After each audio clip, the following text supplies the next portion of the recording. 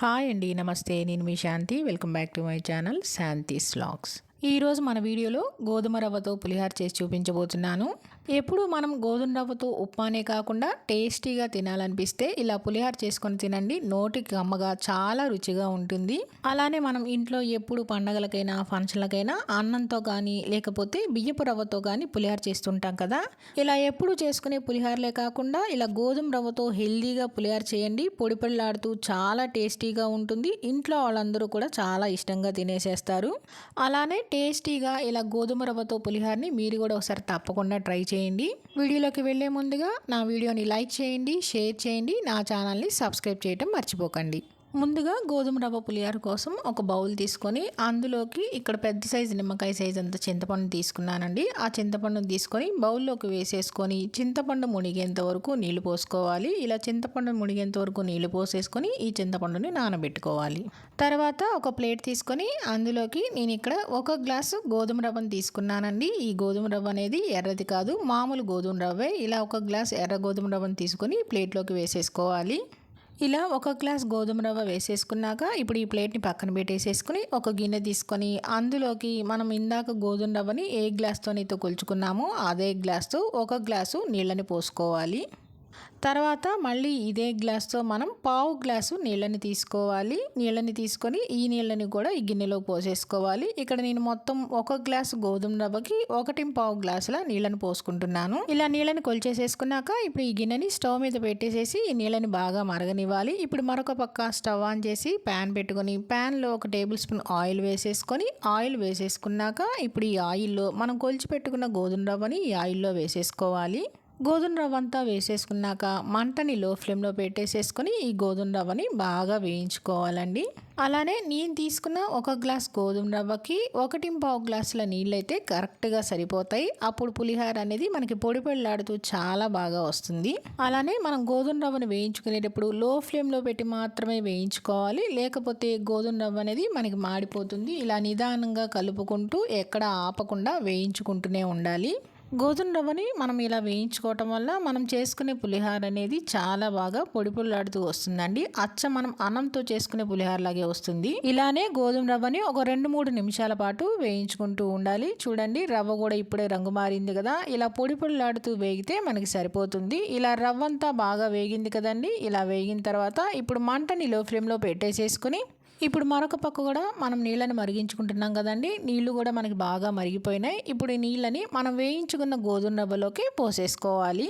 మనం పోసుకునే నీళ్లు కూడా బాగా మరగనివ్వాలండి. నీళ్ళు అనేవి ఎంత బాగా మరిగితే మనకి రవ్వ కూడా చాలా చక్కగా ఉడుకుతుంది. అలానే నీళ్ళు అనేవి మనం ముందే కొలుచుకొని మరిగించుకుంటున్నాం కాబట్టి మొత్తం నీళ్ళు అనేవి పోసేసుకోవాలి. ఇప్పుడు నీళ్ళన్నీ పోసేసుకున్నాక ఒకసారి రవ్వ అంతా ఈ నీళ్ళల్లో కలిసేలాగా ఒకసారి కలుపుకోవాలి. రవ్వ అంతా కలిపేసేసుకున్నాక మంటని లో ఫ్లేమ్లో పెట్టేసేసుకొని ఈ రవ్వని బాగా ఉడకనివ్వాలండి. ఇలా ఒకసారి కలిపేసుకొని ఇప్పుడు ఇందులో 1 స్పూన్ నూనె అలానే రుచికి సరిపడినంత ఉప్పు కూడా వేసేసుకోవాలి. ఇలా ముందే ఉప్పు వేసి ఉడికించుకుంటే మనకి గోధుమ రవ్వలో ఉప్పు అనేది బాగా కలుస్తుందండి. ఇలా ఉప్పు వేసేసుకొని ఇప్పుడు దీన్ని 2-3 నిమిషాల పాటు బాగా ఉడికించుకోవాలి. చూడండి, 2-3 నిమిషాల తర్వాత మనకి రవ్వ అనేది చక్కగా పొడి పొడిలాడుతూ బాగా ఉడికిపోయింది. ఇలా ముందే ఉప్పు నూనె వేసేసుకుంటే రవ్వ కూడా చాలా పొడి పొడిలాడుతూ ఉడుకుతుందండి. కరెక్ట్ కన్సిస్టెన్సీలో మనకు ఉడికింది. ఇలా ఉడికిన తర్వాత స్టవ్ ఆఫ్ చేసేసుకొని ఇప్పుడు ఈ రవ్వనంతటిని ఒక వెడల్పాటి ప్లేట్లోకి వేసేసుకొని చల్లారబెట్టుకోవాలి. ఇలా వెడల్పాటి ప్లేట్లోకి వేసుకుంటే రవ్వ అనేది మనకి తొందరగా చల్లారుతుంది. అలానే పులిహోర కలుపుకోవడానికి మనకి వీలుగాను ఉంటుంది. చూడండి, రవ్వ అంతా వేసేసుకున్నాక ఈ విధంగా గరిటతో రవ్వని మొత్తం ప్లేట్ అంతా స్ప్రెడ్ చేసుకోవాలి. ఇలా స్ప్రెడ్ చేసుకున్న తర్వాత 1/2 టీ స్పూన్ పసుపు వేసేసుకొని ఈ పసుపు అంతా కూడా ఈ రవ్వలో కలిసేలాగా కలుపుకోవాలి. పసుపు అంతా ఈ విధంగా గోధుమ రవ్వలో అంతా కలిసేలా కలిపేసేసుకొని దీన్ని పక్కన పెట్టేసుకొని బాగా చల్లారనివ్వాలి.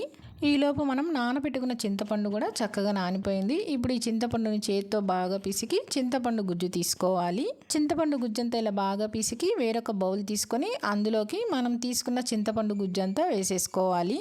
ఇందులో మళ్ళీ మనం నీళ్ళేమీ పోయినవసరం లేదండి. ఈ చింతపండు గుజ్జు మనకి కరెక్ట్గా సరిపోతుంది. చింతపండు గుజ్జంతా తీసేసుకున్నాక ఇప్పుడు ఈ బౌల్ని కూడా పక్కన పెట్టేసేసుకోవాలి. ఇప్పుడు స్టవ్ ఆన్ చేసి స్టవ్ మీద కడాయి పెట్టేసేసుకొని ఇప్పుడు కడాయిలో 2 టేబుల్ స్పూన్ల ఆయిల్ వేసుకోవాలి. ఆయిల్ వేసేసుకున్నాక ఇప్పుడు ఈ ఆయిల్లో 3 టేబుల్ స్పూన్ల పోపు గింజలు అలానే 1 స్పూన్ జీలకర్ర అలానే 2 టేబుల్ స్పూన్ల పల్లీలు వేసుకోవాలి. పల్లీలు వేసేసుకొని ఇప్పుడు ఈ పోపునంతటిని బాగా వేయించుకోవాలి. ఈ పోపు అంతటిని లో ఫ్లేమ్లో పెట్టేసేసుకొని చక్కగా ఎర్రగా వేగేంత వరకు వేయించుకోవాలండి. పోపు అనేది కొంచెం లైట్గా వేగిన తర్వాత ఇప్పుడు ఇందులో 4-5 ఎండుమిర్చి వేసుకోవాలి. అలానే ఒక 6-7 పచ్చిమిర్చిని తీసుకొని ఈ విధంగా మధ్యలోకి కట్ చేసేసుకొని ఈ పచ్చిమిర్చిని కూడా పోపులో వేసేసుకొని ఇప్పుడు పచ్చిమిర్చి, ఎండుమిర్చి ఈ పోపు అంతా బాగా వేగేంత వరకు వేయించుకుంటూ ఉండాలి. మనం వేసుకున్న ఎండుమిర్చి, పచ్చిమిర్చి కూడా కొంచెం లైట్గా వేగిన తర్వాత ఇప్పుడు ఇందులో కొద్దిగా కరివేపాకు, అలానే పావు టీ స్పూన్ ఇంగు కూడా వేసేసుకొని మళ్ళీ ఈ పోపు అంతా మళ్ళీ మరొకసారి వేయించుకోవాలి. మనం వేసుకున్న కరివేపాకు క్రిస్పీగా, అలానే పోపు అంతా ఎర్రగా వేగేంత వరకు వేయించుకుంటూ ఉండాలి. పోపు అంతా ఇలా బాగా వేగిన తర్వాత ఇప్పుడు ఇందులో మనం ముందే చింతపండు గుజ్జు తీసి రెడీగా పెట్టుకున్నాం కదండి, ఆ చింతపండు గుజ్జంతా ఈ పోపులో వేసేసుకోవాలి.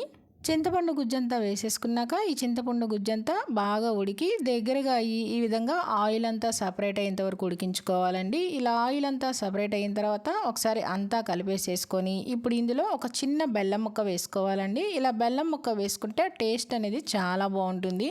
ఇలా బెల్లం ముక్క వేసేసుకొని ఇప్పుడు ఈ బెల్లం ముక్క కరిగేంత వరకు ఈ విధంగా కలుపుకుంటూ ఉండాలండి. మనకి ఈ వేడికి బెల్లం అంతా కరిగిపోతుంది. బెల్లం కరిగేంత వరకు కలిపేసేసుకున్నాక మనకి ఈ పోపు అంతా బాగా చక్కగా వేగింది కదండి. ఇప్పుడు స్టవ్ ఆఫ్ చేసేసుకొని ఈ పోపును పక్కన పెట్టేసేసుకోవాలి. ఇప్పుడు మరొక పక్క మనం ఉడికించి చల్లారి పెట్టుకున్న గోధుమ రవ్వ కూడా చక్కగా చల్లారిపోయిందండి. ఇప్పుడు ఎక్కడా ఉండలు లేకుండా ఈ విధంగా గరిటెతో మెదుపుకుంటూ కలుపుకోవాలి.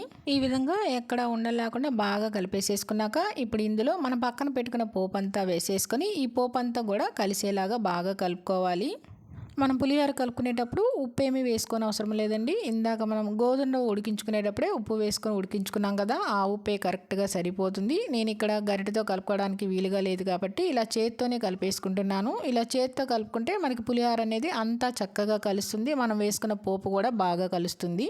మనం పులిహోరని చేత్తో కలుపుకుంటేనే చాలా చక్కగా కలుస్తుందండి. ఇలా అంతా కలిపేసేసుకున్నాక ఇప్పుడు ఉప్పు అనేది ఒకసారి టేస్ట్ చూసుకోండి. ఈ స్టేజ్లో ఉన్నప్పుడు వేసుకుంటే సరిపోతుంది. నాకైతే అంతా కరెక్ట్గా సరిపోయింది. ఇలా కలిపేసేసుకున్నాక ఇప్పుడు సన్నగా కట్ చేసిన కొత్తిమీర వేసేసుకొని కొత్తిమీర కూడా అంతా కలిసేలాగా ఈ విధంగా కలుపుకోవాలి. కొత్తిమీర అంతా కూడా కలిపేసేసుకుంటే మనకి గోధుమ రవ్వతో చేసిన పులిహోర అనేది రెడీ అయిపోయింది. చాలా అంటే చాలా బాగా వచ్చిందండి. టేస్ట్ కూడా చాలా బాగుంది. మనం ఎప్పుడు గోధుమ రవ్వతో ఉప్మా కానీ ఏదైనా స్వీట్ కానీ చేసుకుంటూ ఉంటాం కదా, అలా కాకుండా ఇలా గోధుమ రవ్వతో హెల్దీగా పులిహోర చేసి చూడండి. టేస్ట్ చాలా బాగుంటుంది. మరి ఇంకెందుకని ఆలస్యం, మీరు తప్పకుండా ట్రై చేయండి. ట్రై చేసి మీకు ఎలా వచ్చిందో కింద కామెంట్ రూపంలో తెలియచేయడం మర్చిపోకండి. చాలా టేస్టీగా గోధుమ రవ్వతో చేసిన పులిహోర వీడియో మీకు నచ్చిందా అండి? నచ్చితే కనుక లైక్ చేయండి. మీ ఫ్రెండ్స్కి, రిలేటివ్స్కి షేర్ చేయండి. సబ్స్క్రైబ్ చేయండి. మరిన్ని అప్డేట్ కోసం కిందన్న బెల్ ఐకాన్ని క్లిక్ చేయండి.